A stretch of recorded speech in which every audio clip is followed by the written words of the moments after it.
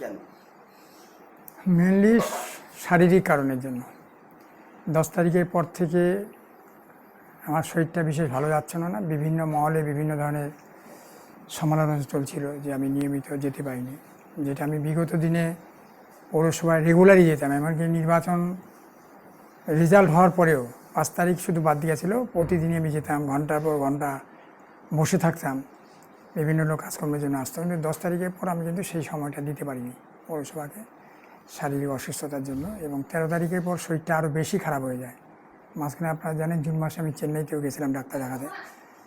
ঠিক আছে, মূলত এই কারণের জন্যই। কারণ এটা সব সময়ের তো মানুষের যে কোনো সময় যাবে, কাজে থাকতে হবে। আমি হয়তো সেই সময়টা দিতে পারিনি, সেই কারণেই আমি পদত্যাগের সিদ্ধান্ত নিলাম। দীর্ঘদিন ধরেই তো একটা গুঞ্জন ছিল আপনি পদত্যাগ করবেন, কোনো কি চাপ ছিল কোনো প্রকার? না না না, কোনো চাপ আমাকে কেউ দেয়নি। বিভিন্ন গণসংগঠন থেকে আমাকে ডেপুটেশন দিয়েছে, বিভিন্ন কাজ নিয়ে বলেছে, কাজের সমস্যার কথা বলেছে। সেটা স্বাভাবিক ব্যাপার, কারণ একটা অফিস থাকলে সেখানে যাবে, বিভিন্ন অভাব অভিযোগ থাকবে। আমি সেগুলো অত্যন্ত নিষ্ঠার সঙ্গে পালন করার চেষ্টা করছি, সাধ্যমতো করেছি।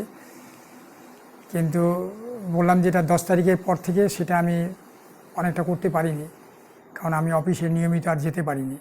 এবং বিশেষ করে 13 তারিখের পর থেকে তো আমি অফিসে যাইনি, অফিসমুখী হইনি। শরীরটা প্রচণ্ডভাবে খারাপ হয়ে গেছিলো, সেই কারণে আমি সারাদিন ওই বাড়িতেই থাকতাম। বাইরে থেকে লোকজন বা এলাকার থেকে লোকজন যেটুকু আসতো, আসতে ধীরে কিছু সার্টিফিকেট দিতাম বাড়ি থেকে, এইটুকুই। রাজ্য সরকারে পালাবদল হয়েছে, এটা কি কোনো প্রভাব পড়েছে? অনেকে তো প্রশ্ন তুলছে পৌর পরিষেবা নিয়ে, এটাও কি কারণ হতে পারে? না, পৌর পরিষেবা নিয়ে আমি যেটা বলবো, পৌর পরিষেবা যেটা আছে ওয়ার্ডে আমাদের যে drain labour, van puller, solid waste management যেগুলো চলে, ওই সমস্ত কিন্তু লেবার এবং ভ্যান পুলাররা রয়েছেন, তারা কিন্তু নিয়মিত কাজ করছে। ওয়ার্ডে পৌর পরিষেবা কিন্তু কোনো মতেই ব্যাহত হয়নি, সকলেই রয়েছেন, তারা তাদের দায়িত্ব তো নিষ্ঠার সঙ্গে পালন করছেন। সেন্ট্রালি যে ওয়ার্ডগুলো নির্বাচনের আগে হয়েছিল শ্রমিক নিয়োগ করে আলাদা, সেটা তো এখন নিয়োগ করা হয়নি, কারণ সাধারণত এটা বর্ষার আগেই করা হয়, শীতকালে এবং দুর্গাপুজোর আগে। আবার যারা আসবেন আগামী দিনে, তারা দুর্গাপূজার আগে সেন্ট্রাল লেবারের মাধ্যমে রাস্তাঘাট পরিষ্কার করা, বা যদি তারা মনে করেন আমি যেমন চালু করেছিলাম নাইট কনজারভেন্সি চালু করবেন, করে সেই কাজকর্মগুলো করবেন। একটা নির্দিষ্ট সময়ের ভিত্তিতে সে কাজগুলো করা হয়। সেগুলো তো বন্ধ ছিল, বর্ষাকালে তো আর ড্রেন থেকে মাটি তোলা যাবে না, আর বর্ষাকালে নাইট কনজারভেন্সি করলে রাস্তাঘাট ভিজা থাকবে, সেটাও সুচারুভাবে সম্পন্ন করা যাবে না। আবার পুজোর আগেই করতে হবে, সেন্ট্রাল লেবার নিতে হবে, নাইট কনজারভেন্সি চালু করতে হবে শহরকে পরিষ্কার পরিচ্ছন্ন রাখার জন্য।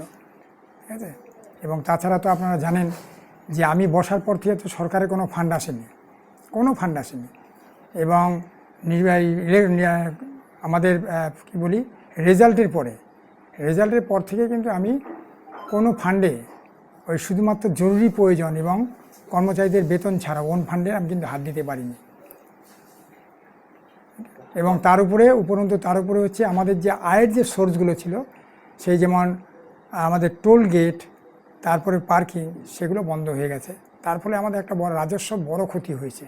সেই কারণে আমাকে অনেক কষ্ট করে শ্রমিক কর্মচারীদের বেতন দিতে হয়েছে, যদিও 1 মাসের জন্য কিন্তু আমাদের কর্মচারীদের বেতন দেওয়া বন্ধ হয়নি, 2-1 দিন দেরি হতে পারে, বন্ধ হয়নি।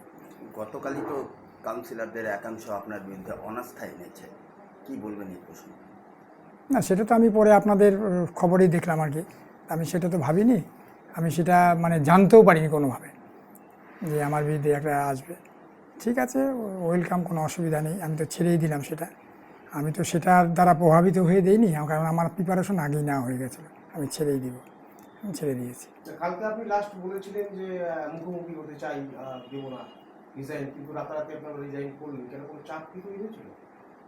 চাপ তৈরি হয়নি, চাপের কোনো ব্যাপার নেই। ব্যাপারটা হচ্ছে এখন ওরা অনাস্থা এনেছে, 13 জন 14 জন সই করেছে। আমি ভাবলাম মুখোমুখি হয়ে হয়তো আমি 11 জন সংখ্যা করে শুধু আমাকে জোগাড় করতে হবে, এই মুহূর্তে হয়তো তারা আমার সঙ্গে নেই। সেই কারণে দেখলাম ওই সংঘর্ষে গিয়ে লাভ নেই। ঠিক আছে, কেন মনে হয় যে এই 13 জন আপনারই তো লোক ছিল এক সময়, এরাই আপনাকে সাপোর্ট করে সমর্থন করে পুনর্বোধন করেছিল? না, সেটা কারণ আছে, সেটা কারণেই যে আমার সেটা কারণেই হচ্ছে আমার শারীরিক অসুস্থতা। তারা বলছে, ওই কথাটাই তো বলছে না, যে আমার পৌর পরিষেবা কিছুটা ব্যাহত হচ্ছে, আমি সময় দিতে পারছি না, আমিও সেটা স্বীকার করে নিচ্ছি। আর সেটা কি আলোচনা করেনি আপনার সাথে, মানে এই যে অনাস্থা আনবে বা আপনার সাথে? না না না, অনাস্থা কি কখনো আলোচনা করে হয়? না আপনাকে যেমনি জিজ্ঞেস করেছিল কখনো যে আপনি পারবেন না, ছেড়ে দিন, বা এরকম কেউ বলেছিল কখনো? না না না, দলের থেকে সেরকম কোনো দিন বলা হয়নি। মানে আচমকাই আপনি জানতে পারলেন কিন্তু যে দলের আপনার- কিন্তু দলের যেগুলো সমস্যা যে পড়ছি আর কি, এই কর্মচারীদের বেতন দিতে ফান্ড নেই, টোল গেট নেই, পার্কিংয়ের সমস্ত বন্ধ, সেগুলো জানতো, সকলেই জানতো। মানে আচমকাই আপনি জানতে পারলেন যে আপনার বিরুদ্ধে একটা অনাস্থা এসেছে হ্যাঁ, জলপাইগুড়ি নিয়ে এসে। হ্যাঁ। এটা কি মানে আপনার কোনো সময় আশঙ্কা হয়েছিল বা আপনার প্রত্যাশা ছিল যে ওরা করবে এরকম করবে? না না না না না না, এরকমটা ছিল না। তাহলে আপনি প্রথমটা শুনে কি মানে কি মনে হলো আপনার? আমি তো ছেড়েই দিচ্ছি, ডিসিশন যেহেতু নিয়ে নিয়েছিলাম আমি ছেড়েই দিব, সেই কারণে তো আমার কোনো প্রতিক্রিয়াই হয়নি। আচ্ছা। আমি নিজে থেকেই ছেড়ে দিতে চাইছিলাম। মানে যারা যেসব কাউন্সিলররা ছিলেন হুম। তাদের নেতৃত্বে যিনি ছিলেন শুভজিৎ কুণ্ডু, উনি হঠাৎ করে বলেছিলেন যে অভিষেক বন্দ্যোপাধ্যায়ের ঘনিষ্ঠ আপনি, এরকম একটা বলেছিলেন। এটা কি ব্যাপারটা? আমি তো 2005 সন থেকে তৃণমূল কংগ্রেসের নির্বাচিত কাউন্সিলর, আপনারা জানেন। তৃণমূল কংগ্রেসের না, শুধু নর্থ বেঙ্গলের তৃণমূলের প্রথম কাউন্সিলর আমি। এবং এটা তো স্বাভাবিক ব্যাপার, তৃণমূল কংগ্রেস আমার সিম্বল হচ্ছে জোড়াফুল, আমি তৃণমূল কংগ্রেসের কাউন্সিলর। আমার মতো ওনারাও হচ্ছে, অর্থাৎ দলের 18 জন, 15 জন দল থেকে নির্বাচিত, 3 জন নির্দল হিসেবে জিতে পরে জয়েন করেছেন।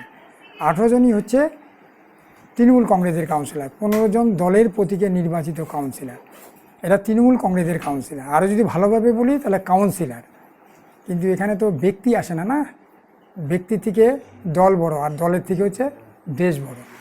আমি দলের কে ব্যক্তি সেটা তো বড় কথা নয়, অভিষেক বন্দ্যোপাধ্যায় না ঋতব্রত, সেটা তো বিবেচ্য বিষয় না। বিবেচ্য হচ্ছে আমরা সকলেই তৃণমূল কংগ্রেসের কাউন্সিলর, নির্বাচিত কাউন্সিলর।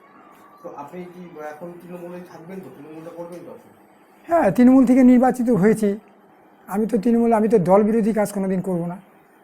আমাকে দল টিকিট দিয়েছিল, জোড়াফুলের প্রতীকে আমি নির্বাচিত হয়েছি। তাহলে আমাকে যতদিনের জন্য জোড়াফুল প্রতীকের মেয়াদ আছে আমাকে তো থাকতে হবে সেটা, তা নাহলে তো বেইমানি বিশ্বাসঘাতকতা হয়ে যাবে। আপনি কাউন্সিলর হিসেবে এখন যে কাজ হ্যাঁ, করছেন, অবশ্যই করবো, আমি করছি, রেগুলার করছি, বাড়িতে বসেই করছি। তা আপনাদের আমার দল তো ওয়ার্ড এখন মেট আছে। অনেকভাবে বিভক্ত হয়ে পড়েছে, ঋতপন্থী, মমতাপন্থী, এরকম নানা পন্থী রয়েছে। হ্যাঁ, কিন্তু আমি মনে করি তৃণমূল কংগ্রেস একটাই, মমতা ছাড়া তৃণমূল হয় না। আপনি মমতা বন্দ্যোপাধ্যায়ের সঙ্গেই থাকবেন। তৃণমূল মানেই মমতা, আর মমতা মানেই তৃণমূল, এর বাইরে কিছু নেই। তাহলে আগামী দিনে আমরা কিভাবে দেখবো আপনাদের?